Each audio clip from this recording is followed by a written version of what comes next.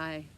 I just wanted to address a concern that some people might have. I'm imagining that some parents and caregivers might be wondering, how is my child going to be learning outside? Well, some of that learning will take place through some formal looking lessons with a whiteboard and questions and answers and maybe some follow-up homework. And some of those lessons, many of those lessons, will be woven into opportunities that we come across during our day or that I set up in advance, almost like a prepared classroom inside in a Montessori classroom. So I want to assure you that I have the 4th, 5th, and 6th grade Massachusetts standards in my head and written down.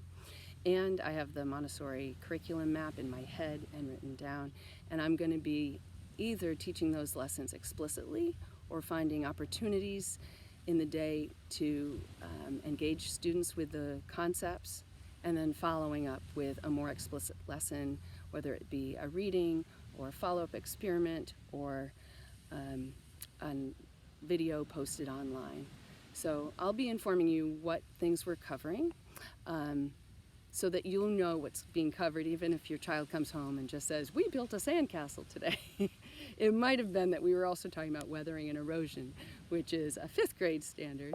And waves, for example, ocean waves and sound waves are mechanical waves, and sunlight is an electromagnetic wave.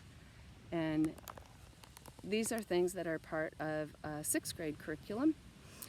And we've talked a lot about in the last couple months about remote learning. I would posit that any learning that takes place away from the subject that you're studying is somewhat remote learning, whether that be a Zoom call or being in the classroom with a book, or even a hands-on experiment in a classroom isn't the same as direct experience. So we'll be learning very directly and in a way that I think will leave an impact on your child for a long time, both in terms of the content that they're able to remember and understand, and their depth of understanding and ability to make connections between different subjects. That's my hope.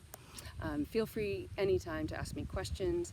Feel free to ask me to provide you with more information or different ways that your child can learn in case this method isn't working for them.